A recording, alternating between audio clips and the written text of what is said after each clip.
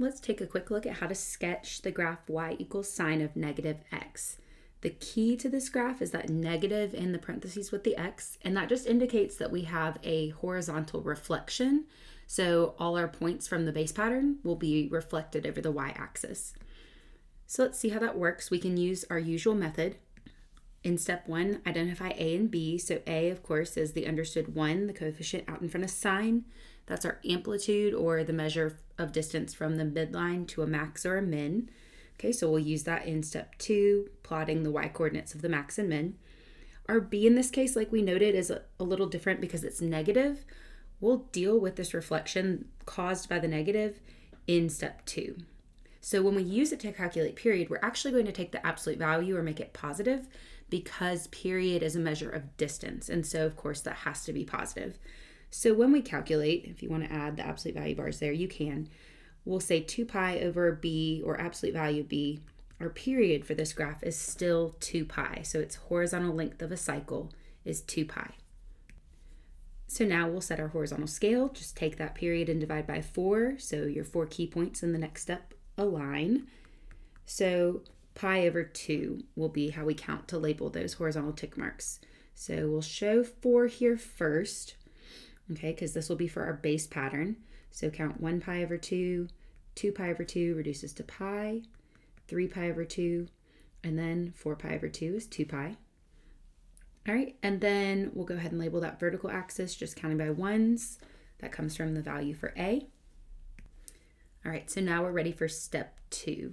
So we're going to lightly plot our key points of y equals sine x, so the graph without the reflection over the y-axis, and then we'll see what happens as we reflect each point. So in a different color here, I'm going to show the base pattern for a sine graph, which just starts at the origin with 0, 1, a maximum, y-coordinate comes from that value of a, 1, another 0, and then a minimum. Okay, so we have our points. Again, I showed these in yellow. You can mark these lightly on your own grid. And now we're going to take care of that reflection. Again, it came because our value for b is negative, and that's what we're saying right here. So take each of the points I've shown in yellow and just reflect them over the y-axis. So we'll start, of course, the one at the origin stays there. Okay, the one at pi over 2, 1 reflects here. Pi 0 reflects here. 3 pi over 2, negative 1 reflects here. All right, and then of course you know that you would restart the pattern, so we'll have one point there as well. That'll just help us as we sketch in our graph.